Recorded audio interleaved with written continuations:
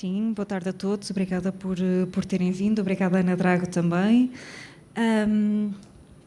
Eu estava a contar ali na mesa que gostava de dizer que há um momento das nossas vidas em que todos achamos que somos um bocadinho treinadores de bancada e que achamos que somos especialistas em algumas coisas. Sabemos todos muito de futebol. Na altura da Troika sabíamos todos muito de economia e nos tempos mais recentes parece que sabemos todos muito de habitação.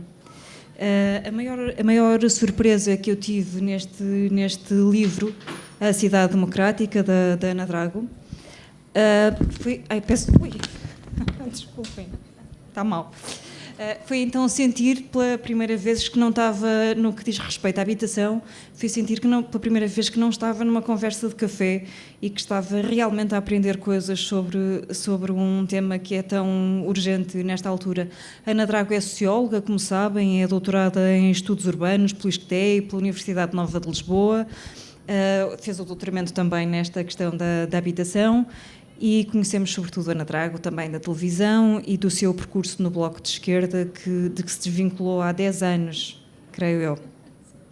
Então, Ana, obrigada pela presença aqui na FNAC. Eu gostava de começar esta conversa por uma frase que Marcelo Rebelo de Sousa disse, creio que a semana passada. Ele disse que o grande falhanço destes 50 anos de democracia é a pobreza. Eu tendo a concordar. E penso que talvez a maior expressão dessa pobreza seja precisamente a habitação. Neste sentido em que eu digo que parece que todos temos uma opinião sobre o que é que falhou, a grande revelação, peço desculpa pela ignorância, mas para mim a grande revelação deste livro é que, na verdade, isto é uma coisa que está a carburar desde o Estado Novo, não é? E então eu gostava, Ana, que nos falasse um bocadinho sobre esta herança desta bomba que ia explodir a qualquer momento, ao que parece, não é? Bom, eu se calhar começava por agradecer à FNAC do Norte Shopping por me ter convidado para estar aqui. Na verdade, nós gostamos sempre de falar das coisas que fizemos, que tivemos a fazer, e no fundo este livro resulta do meu doutoramento, e queria agradecer muito à Helena a disponibilidade para ler estas quase 400 páginas, que apesar de tudo tem algumas partes mais aborrecidas, mais lentas, e pronto, agradeço muito a disponibilidade para estar aqui comigo a conversar. E eu acho que no início, quando eu me lancei na ideia de fazer um doutoramento, era tentar perceber uma espécie de mistério que eu achava que existia, que é uma das especificidades da nossa revolução e do nosso PREC é que tivemos um movimento de moradores pobres das cidades, das áreas metropolitanas, que foi particularmente ativo durante o PREC, não é? Talvez uma das primeiras formas de ação política popular, ainda antes das nacionalizações ou das ocupações de fábricas, foi as ocupações de casas, não é? Ou seja, as pessoas viviam em barracas nas áreas metropolitanas, no processo de industrialização do país, e nos primeiros dias, logo após o 25 de Abril, fazem um conjunto de ocupações, constituem-se comissões de ocupantes, começa a haver comissões de moradores e, portanto, a habitação é uma reivindicação, mas é também uma forma de organização política e de participação política popular na transição democrática. E de alguma forma havia uma estranheza que era o que é que aconteceu a essa politização da habitação, não é?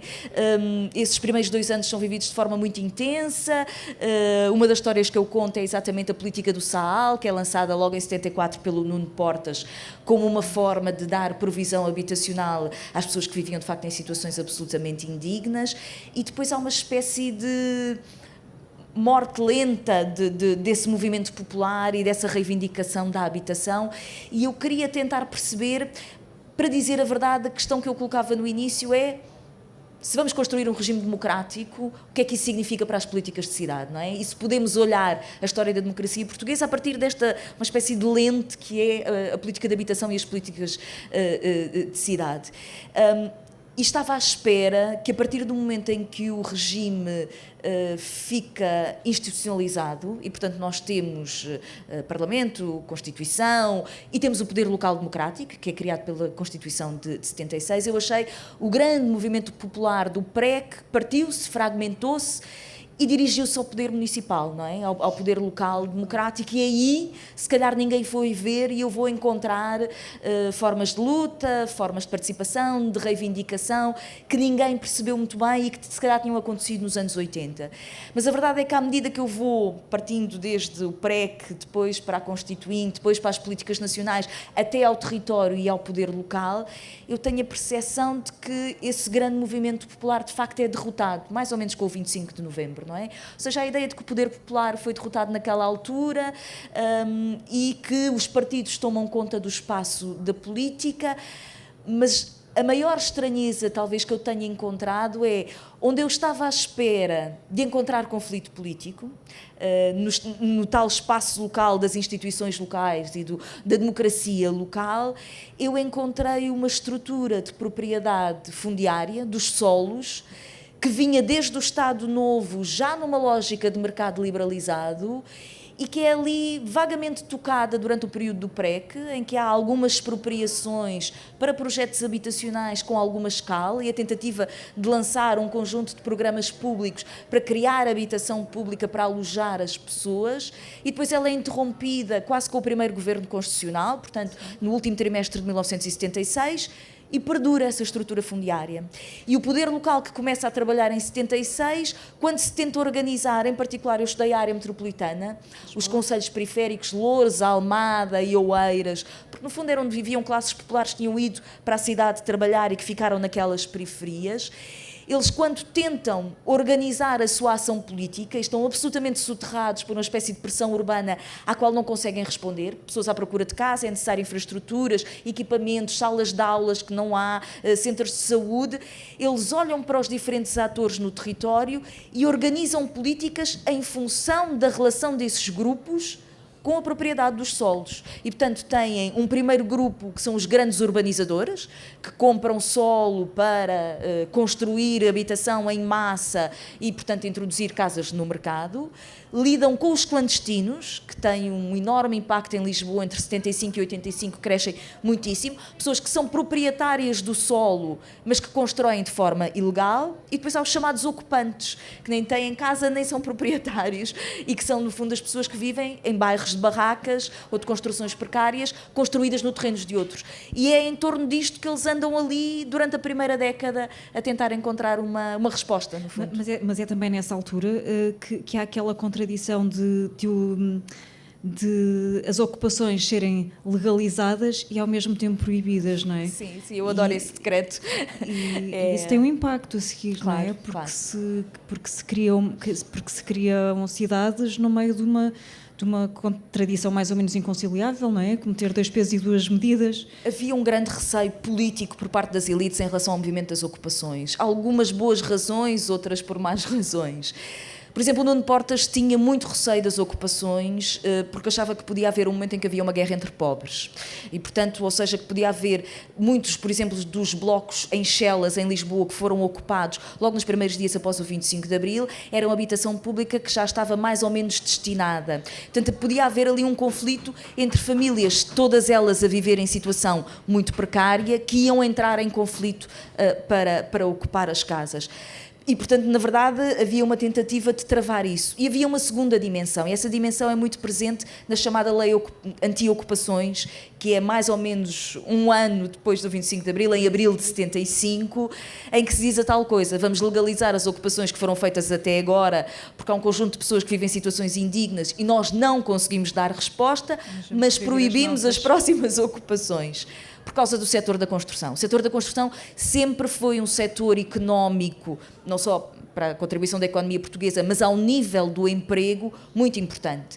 E, portanto, por exemplo, a primeira forma de bonificação de juros, que é feita em 76, ainda antes da aprovação da Constituição Democrática, de abril de 76, a primeira justificação que tem é: nós vamos bonificar os juros para as pessoas poderem comprar a sua casa, para dinamizar o setor da construção. Muitas das empresas de construção tinham sido abandonadas pelos donos em 74, fugiram para o Brasil e foram intervencionadas pelo Estado.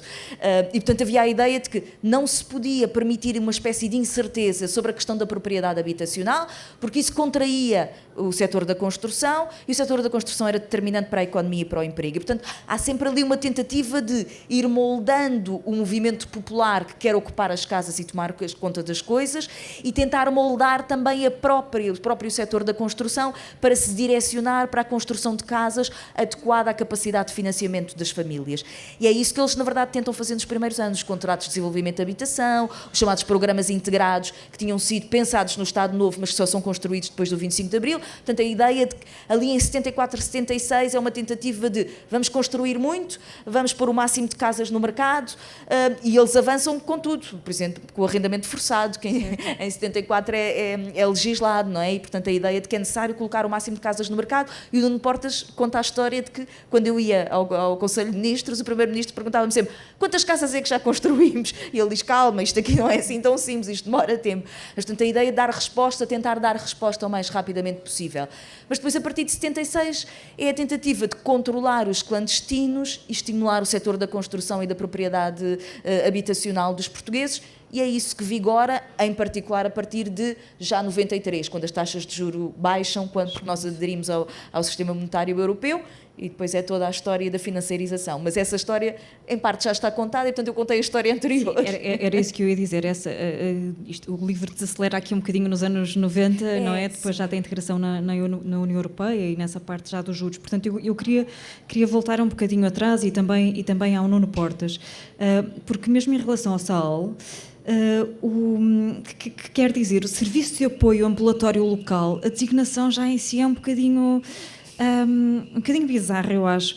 Na altura é considerado este modelo é considerado eficaz. Estamos a falar de um livro cujo objeto de estudo é a área metropolitana de Lisboa. Também gostava de perceber se isto é de alguma forma extrapolável às outras áreas urbanas, não digo para o resto do país. O Porto tem uma experiência muito paradigmática, não é? Porque trabalhou sobre as ilhas no interior da cidade e, portanto, é até muito mais urbano, não é? Tem intervenção arquitetónica de altíssima qualidade, mas tem uma produção habitacional, apesar de tudo, baixa. Ou seja, estavam programadas um conjunto de operações, mas que são travadas, não é? Dali. O SAAL era aquela ideia muito inspirada por experiências na América Latina e por alguma coisa também das políticas habitacionais em Itália, que é vamos, de alguma forma, colocar as pessoas a utilizar os seus próprios recursos, coadjuvadas por equipes técnicas qualificadas e permitindo-lhes apropriarem-se da cidade. Ou seja, uma das coisas fundamentais do SAAL era as pessoas ficam nos bairros e nos territórios e nos terrenos onde estão. E, portanto, os bairros de barracas, muitos deles construídos nos interstícios da cidade, mas em terrenos valiosos, ficariam com esses terrenos valiosos, não é?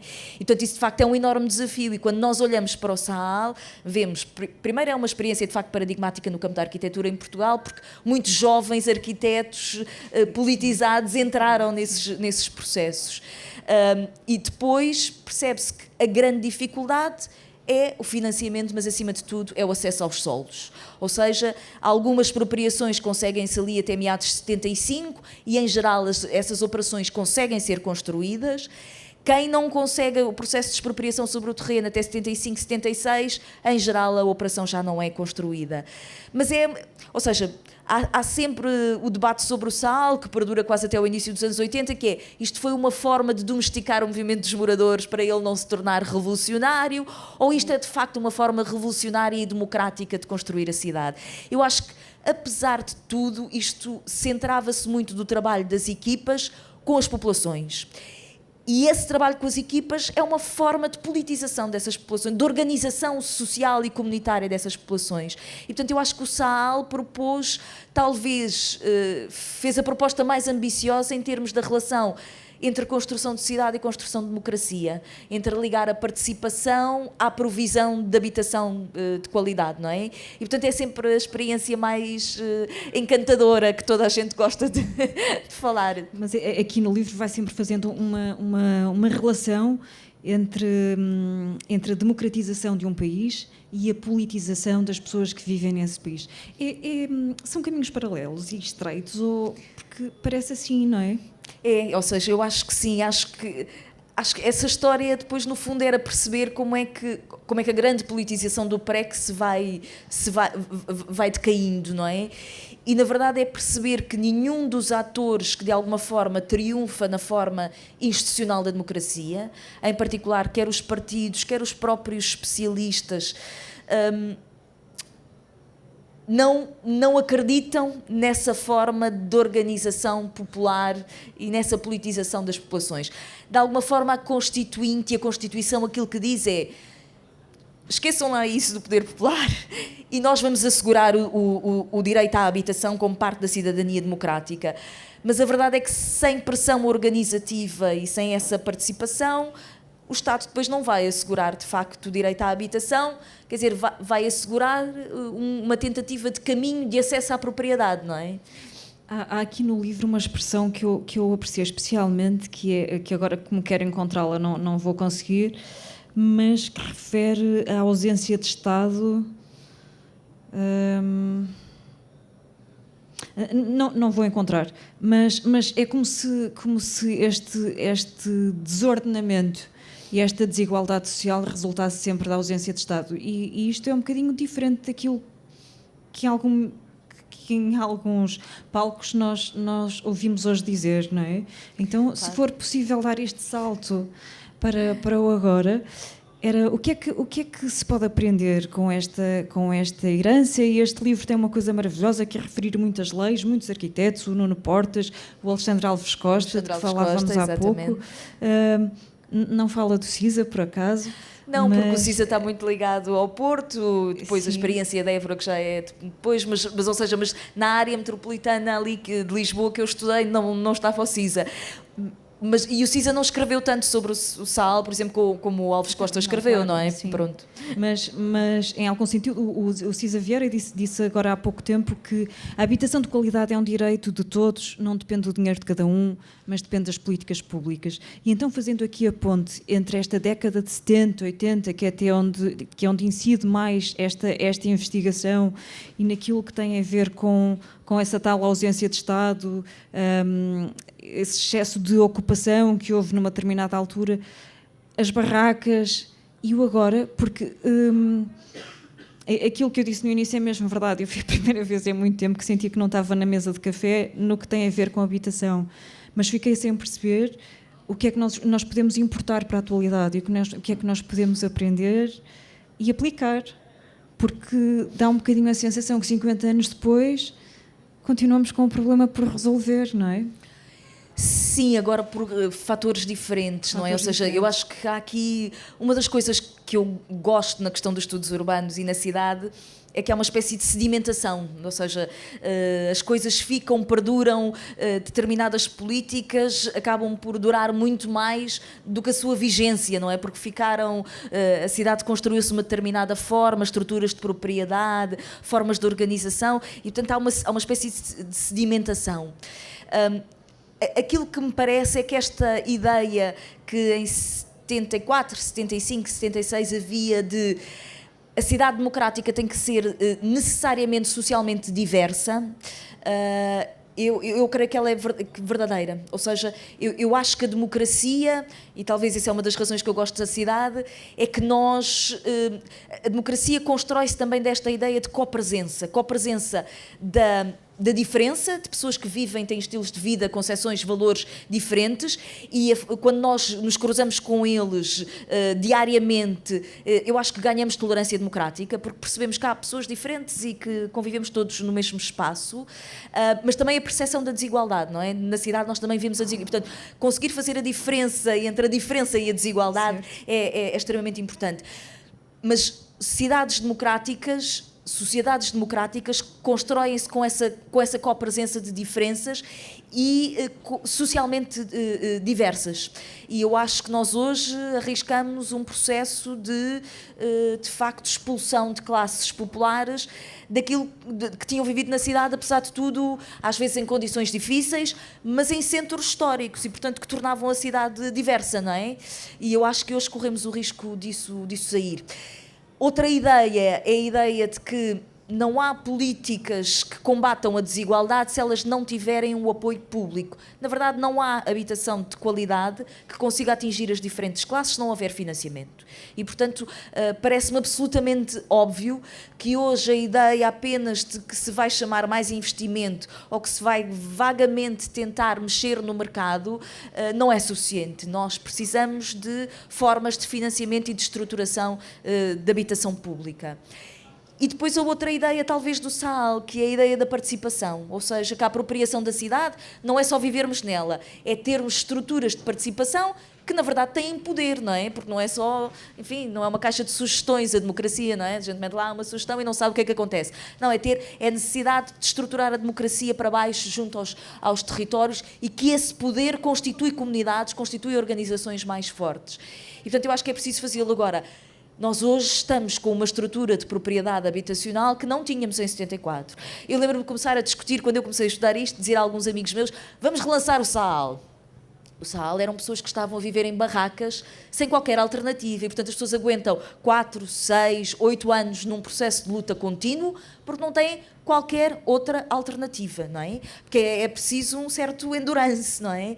Hoje em dia, pensar em qualquer coisa como SAAL seria uma coisa diferente, seria necessariamente uma coisa diferente.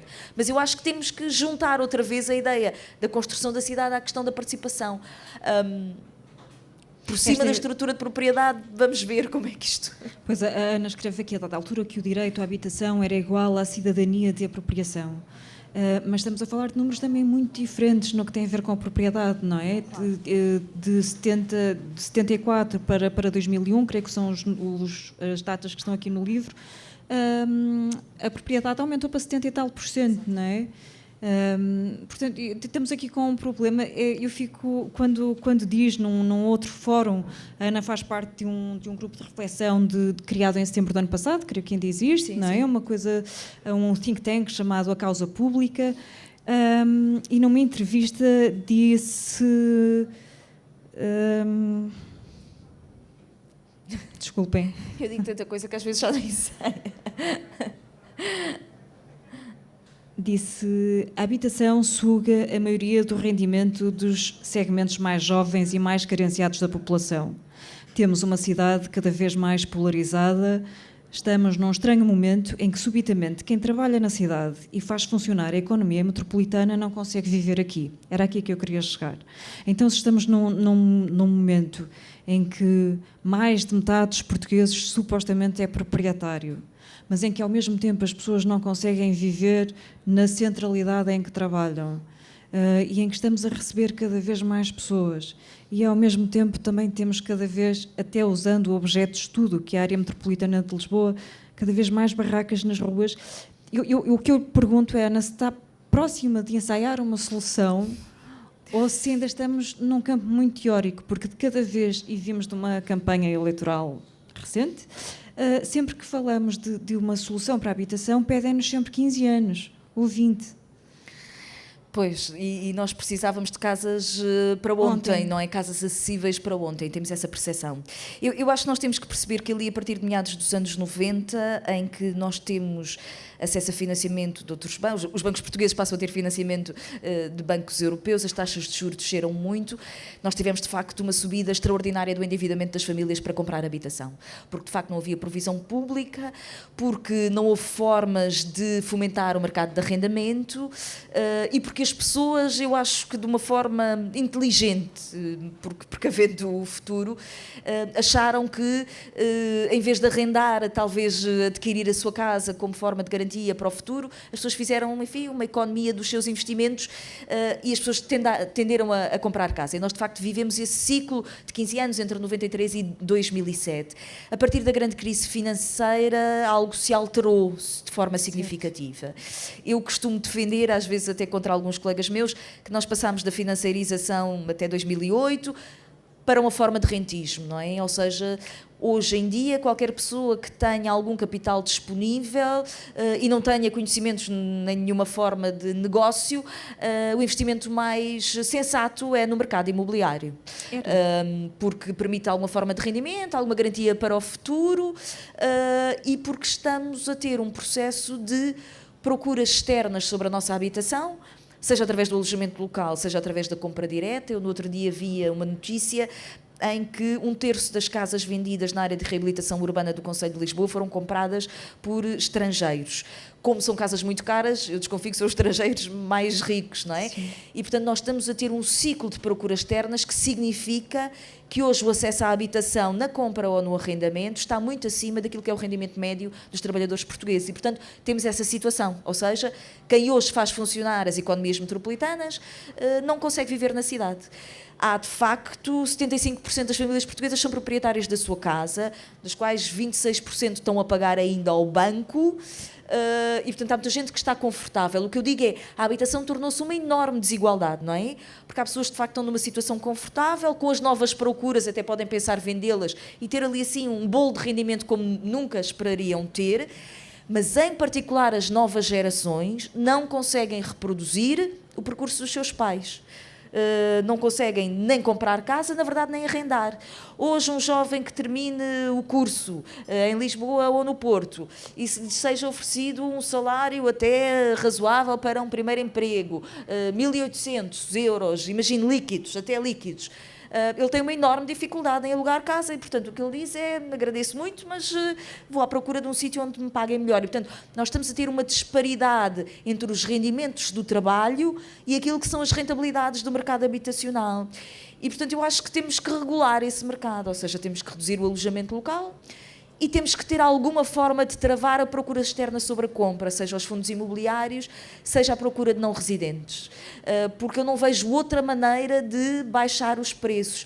Temos que construir habitação pública, com certeza, mas eu achava em 2015, 2016 que isso ia solucionar o problema. Nós olhamos para a Holanda tem 30% de parque habitacional não mercantil e tem tido subidas de preço absolutamente alucinantes. E, portanto, ter um grande parque público também já não permite reduzir os preços no mercado. Permite dar habitação condigna a um conjunto de segmentos que terão sempre dificuldade, permite baixar alguma coisa, mas não é já suficiente. Sem haver regulação do mercado, de compra e de arrendamento, eu não vejo maneira de nós solucionarmos isto. E precisamos de casas disponíveis, acessíveis, hoje.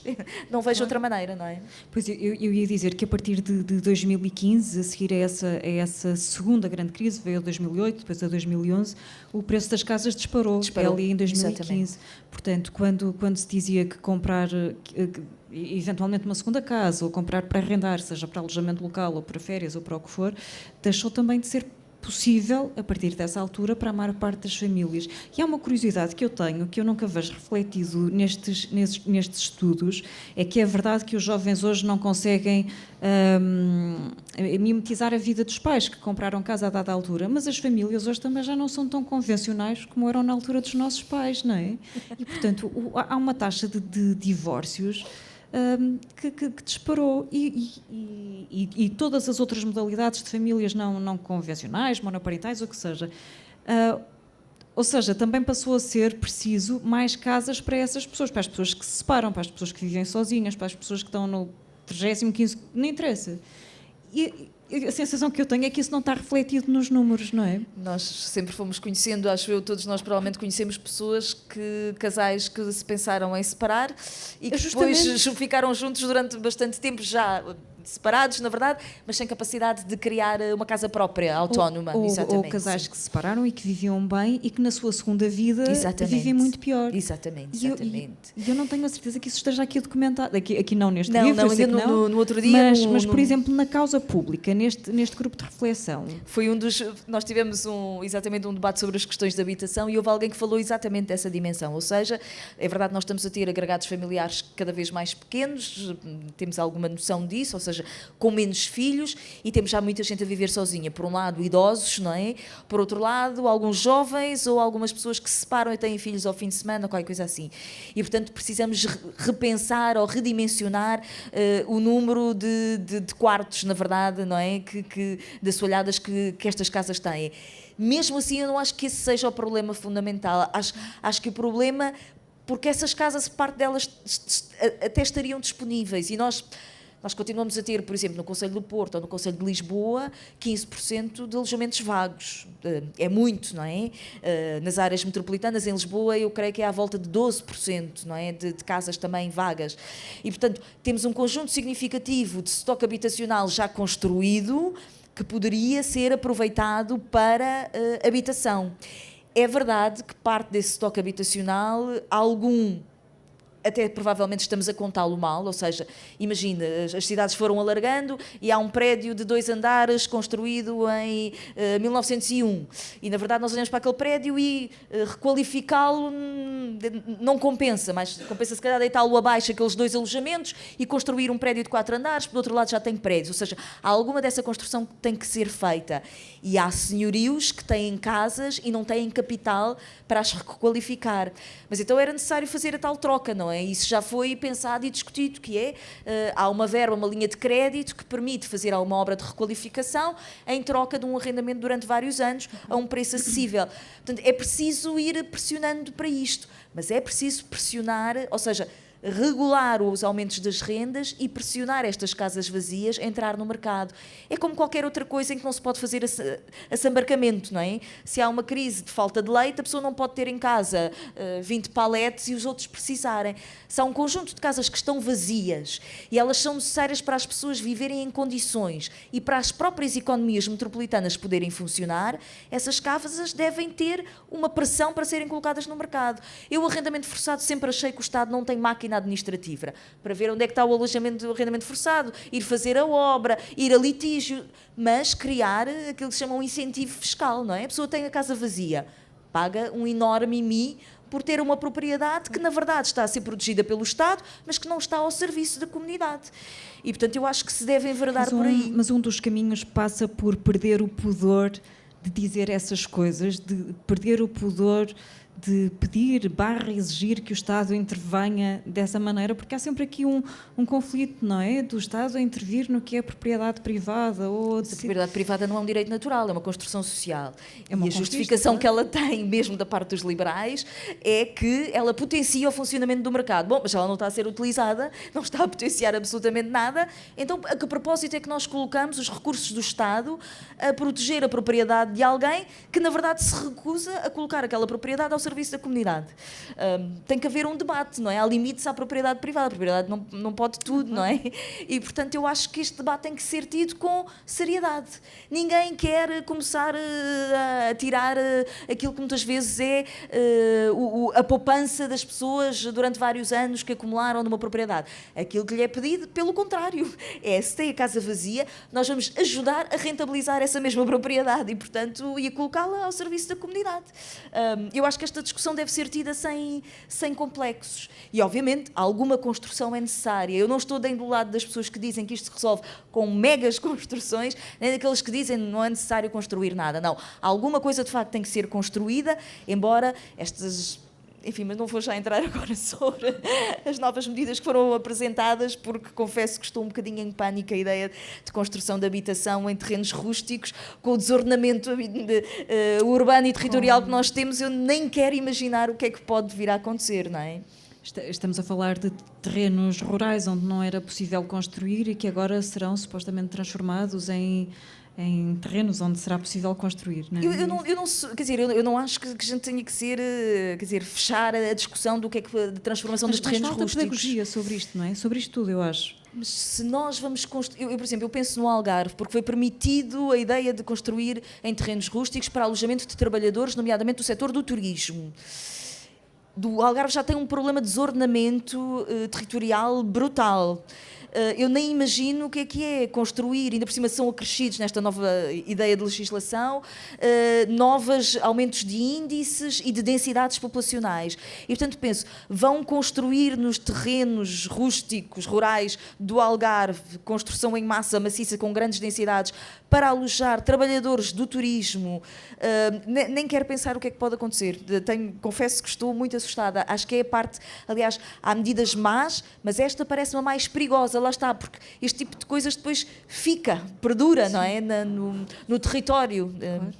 A Ana viveu muito tempo no Algarve. Tem memória de um Algarve antes disto tudo? Já foi há muitos. Eu já não vou para Nova e eu era muito nova na altura.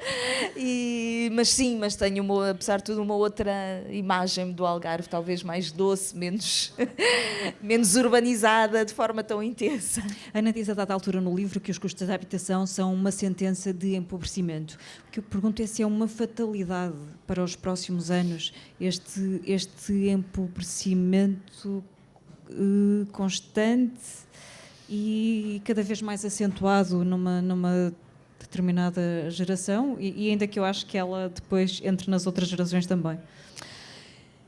Eu acho que nós, ou seja, esta coisa de que os governos estavam preocupados com o setor da construção e o emprego e, portanto, tivemos uma estratégia em Portugal de bonificar o endividamento das famílias para a compra de casa, fez com que Portugal seja o quarto país da União Europeia com mais fogos por agregados familiares, por famílias residentes. E, portanto, nós costumamos dizer que casas não nos faltam. A verdade é que quando nós chegamos ali à grande crise de 2008, 2011, nós pegámos nos poucos recursos que tínhamos e o que tínhamos era essa propriedade imobiliária e habitacional.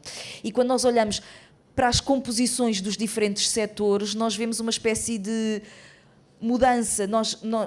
O setor da construção e o setor financeiro, ou seja, a ideia da construção de casas e o empréstimos às famílias, que eram setores que tinham um peso significativo no conjunto da riqueza criada em Portugal, caem entre 2008 e 2011, caem em termos de valor acrescentado, caem 40%. Os setores estrela são o setor do imobiliário e do turismo, ou seja, nós construímos entre 93 e 2008, mais ou menos, tivemos ali um pico em 2002 e depois até começámos a descer, mas construímos bastante naqueles anos.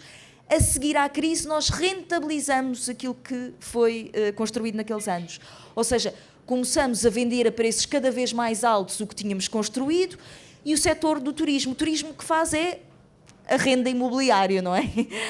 E, portanto, o setor do alojamento, restauração, cresce muitíssimo na criação de emprego, cresce muitíssimo no peso da economia nacional e o setor imobiliário também. O setor imobiliário cresce 30% entre 2008 e 2019. O que significa que nós temos uma economia cada vez mais dependente dessa rentabilização do património imobiliário e habitacional. E eu acho que isso é um modelo que cria emprego mal pago, emprego barato, por assim dizer, e, portanto, não é um modelo de desenvolvimento para o país. Eu percebo perfeitamente que, num momento de crise, as pessoas lançaram mão daquilo que tinham. Tinham um apartamento que foi deixado pela avó, às vezes o seu próprio apartamento. Eu tinha amigos meus que tinham um apartamento em Lisboa e de vez em quando arrendavam a estrangeiros, iam para a casa dos pais e depois voltavam. As pessoas ficaram sem alternativa e viraram-se como conseguiram. E construíram os seus restaurantes, o seu bar para turistas, aquilo. Eu acho absolutamente normal. O que eu digo é, cuidado, porque isto é um modelo de desenvolvimento que caminha para uma lógica de trabalho mal pago, pouco qualificado, pouco produtivo. E, portanto, é uma condenação para o empobrecimento, até porque depois é isso. Outros setores que dão salários médios não conseguem depois alojar os seus trabalhadores, não é? E, portanto, estamos aqui a exportar mão de obra em parte qualificada e a importar mão de obra para trabalhar nos setores de salários mais baixos. E isso, de facto, eu acho que é uma condenação do país. E por isso é que eu acho que nós temos que olhar para isto com alguma atenção. Então, mas vamos pelo menos tentar fazer um bocadinho de futurologia, porque nessa altura de 2008, 2011, 2013, estamos a falar de uma altura em que nos diziam que vivíamos acima das nossas possibilidades e que Portugal era um dos países da Europa em que havia mais proprietários. A verdade é que nessa altura as pessoas tinham pelo menos um ativo de que se podiam desfazer para fazer face ao que fosse. Muitas dessas pessoas hoje perderam esses ativos, não é? Que era a sua habitação. E nós vivemos uma altura em Portugal em que era mais barato comprar casa do que arrendar. Exatamente. Hoje é tudo caro. Hoje é tudo caro. As pessoas hoje não têm alternativa. Claro. Não têm alternativa para adquirir, não têm alternativa para arrendar. As pessoas que saem das faculdades não têm empregos decentes, toda a gente quer emigrar.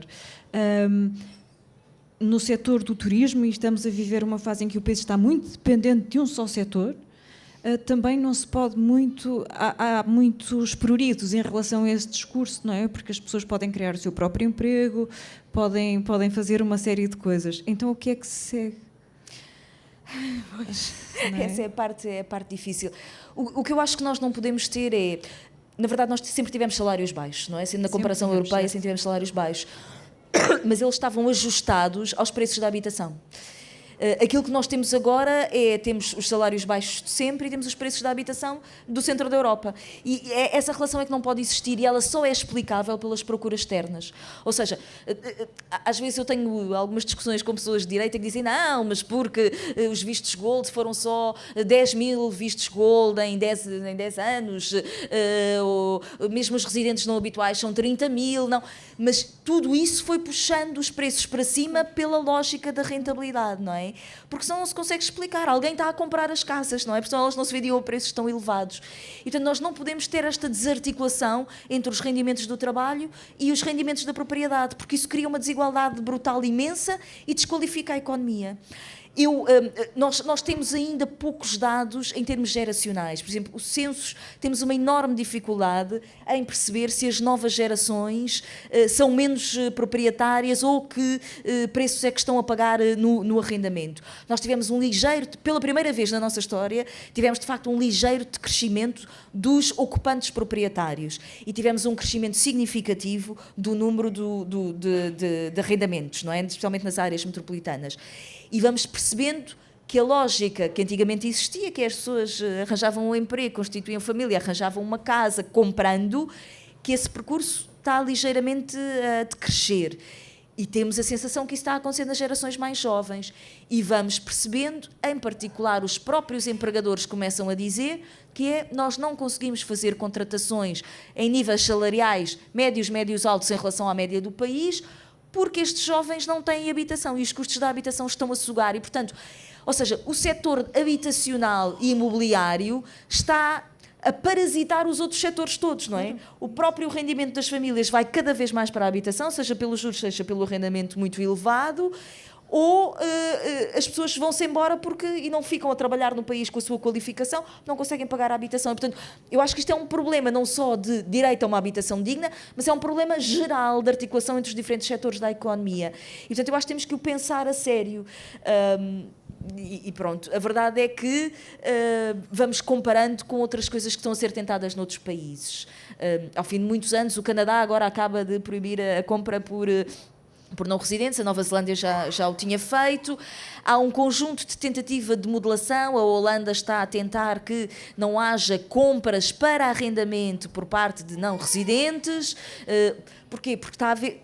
Como as pessoas sabem que o rendimento não vai vir do trabalho, se tiverem algum pé de meia, acham que o rendimento pode vir da propriedade, não é? E, portanto, é para aí que direciona o investimento. E, portanto, esta ideia de que se vier mais investimento nós vamos resolver, não. O investimento, neste momento, é um problema. É um problema porque é uma tentativa de extrair rentabilidade a partir da propriedade. O que eu não faço um julgamento moral, mas no contexto presente significa, de facto, um estrangulamento da economia portuguesa e do acesso à habitação. E uma desigualdade maior ainda, não é? Exatamente, sim. Uma desigualdade... Porque... É isso, é uma enorme desigualdade. Porque eu acho que nos últimos anos, todos conhecemos, não sei, pelo menos conheço várias pessoas que foram desalojadas, aqui no Porto, várias pessoas que foram desalojadas das suas casas, que no mês... Eu sou uma dessas pessoas já agora, portanto sei de que é que eu estou a falar, porque no mês seguinte a casa foi transformada em alojamento local, portanto estamos a falar de um rendimento mensal que o senhorio passou a ter num dia. Todos conhecemos pessoas que com 40 anos estão a viver com amigos como quando estávamos na faculdade. Exatamente. portanto, e estou já muito perto da reta final, mas queria fazer 2 perguntas, que é em que momento é que o debate político se tornou estéril sobre isto? E hoje o António Barreto escreve, eu não resisto a citar, mas hoje o António Barreto escreve um texto admirável no Público sobre o debate político, em que diz: com o atual rumo dos hábitos parlamentares, o que está em curso é a transformação do Parlamento numa câmara de minas e armadilhas, de quesília e chicana. O Parlamento, pelo caminho que leva, é uma espécie de auditório onde se preparam espetáculos públicos para a televisão. A função parlamentar é cada vez mais um exercício de vida real para entreter. Eu tenho pena de dizer isto, mas realmente parece que a política se demitiu um bocadinho de falar dos problemas das pessoas, não é? Então, é uma pergunta. Se a Ana acha que em algum momento o debate político se tornou estéril, ou pelo menos bastante afastado do país real, porque eu aqui nem vou entrar, o livro no início fala muito das questões da periferia. Eu acho que neste momento já não valerá muito a pena falar disto, porque há uma contaminação do centro da cidade de preços para a periferia, exatamente, não é? sim. Que aqui no Porto também existe muito exatamente. Isso. Portanto, as pessoas estão a ficar estranguladas no seu leque de opções, não podem comprar, não podem arrendar, não podem viver no centro, mas também já não podem viver na periferia. Sim, eu penso muitas vezes as pessoas que trabalham em setores que praticam salário mínimo. E num país cuja rede de transportes é o que é. Exatamente, a rede de transportes é o que é. Imagino nas grandes superfícies, nos supermercados, em que são praticados salários muito baixos. Há um conjunto de pessoas que aí trabalha e que, de facto, tem a sua habitação paga. E, portanto, consegue, mesmo que fazendo percursos diários longos, consegue aguentar. Agora, quando há novas contratações, essas pessoas que vão viver aqui a 80 km da cidade, vão viver em camaratas, acho que há um problema. Eu agora, em relação à política, vou resgatar uma coisa que nós conversámos ali na mesa, vou ser indiscreta. Eu acho que a política continua a ter dentro do... o Parlamento é uma arena, o hemiciclo. Depois há o trabalho de comissão, de constituição de legislação, de debate, de propostas, que é um trabalho mais técnico e mais especializado. O Parlamento é onde se faz a dupla representação, e é mesmo assim, ou seja, faz-se a representação das pessoas que votaram num determinado partido e faz-se a representação do conflito político que existe na sociedade, não é? Ou seja, eu achava sempre a graça que é, às 3 da tarde vamos nos encontrar e vamos discutir sobre... Portanto, há uma ritualização do conflito político. E é normal que assim seja, é uma arena, e tem a sua lógica de representação do conflito, não é? De apresentar uma determinada ideia, de fazer o confronto com o outro, e portanto, quando vêm dizer o Parlamento parece tudo falso, não, sempre foi a sua lógica parlamentar, sempre foi assim. E eu acho que dentro dessa lógica nós hoje temos um maior grau de violência na composição do Parlamento. Acho que isso vem com a chegada da extrema-direita, não é? E, portanto, o próprio confronto, que sempre foi mordaz ou agressivo, mas agora está verdadeiramente violento, e acho que continua a ter uma diversidade de opiniões. O meu problema é a filtragem daquele debate que acontece ali durante várias horas, a 3 dias ou 4 por semana, pelos comentadores. Ou seja, eu apresentei aqui a questão de haver uma pressão sobre as casas devolutas, dizendo que nós devemos chamar esse conjunto de propriedade a participar na resposta à crise habitacional. Digo que não quero expropriar a casas às pessoas e que acho que os senhorios que não têm capital devem ter uma linha de crédito para as requalificar e permitir preços acessíveis. Mas basta eu dizer, vamos buscar as casas que estão vazias, que alguém disse, pronto, então veio aqui uma proposta totalmente irrealista e que vai mexer com as questões da propriedade privada, que é a poupança das famílias, que investiram aquilo que eram os rendimentos do trabalho e querem deixar aos filhos, e há aqui ameaças. E, portanto, uma pessoa já nem consegue avançar mais no debate. Por isso é que eu perguntava se falta pedagogia e perder o pudor sobre esse discurso. Mas eu acho que senão... eu vou ser maldosa, eu própria faço comentário na televisão. E, portanto, se calhar contra mim falo, mas tenho a sensação de que há uma barreira de comentário político que faz ali uma seleção, deita umas coisas fora, isto nem se pode discutir, nem vale a pena, e depois fica-se ali a discutir... Tal e qual. E isso eu acho que é uma limitação da nossa imaginação democrática. E tenho pena e fico um pouco preocupada com com a forma como poderes fáticos se conseguem imiscuir através desses canais de mediatização. Pronto, sim, fique inquieta. Sim, eu concordo muito. Acho que não há maior ferramenta de desinformação hoje e de desvirtuar os factos do que a proliferação de comentário, para não dizer a overdose de comentário. Só para terminar, antes de passar a palavra para aí, para quem quiser fazer perguntas, tenho uma curiosidade, Ana, que é saber em que momento é que a habitação passou a ser um objeto de estudo para si. Eu vou contar uma história que há pessoas que acham engraçadas, outras ficam um pouco constrangidas e dizem, oh meu Deus... E peço desculpa porque eu tenho a sensação que eu sou capaz de falar disto durante 8 horas seguidas sem perceber que estou a dar seca às pessoas.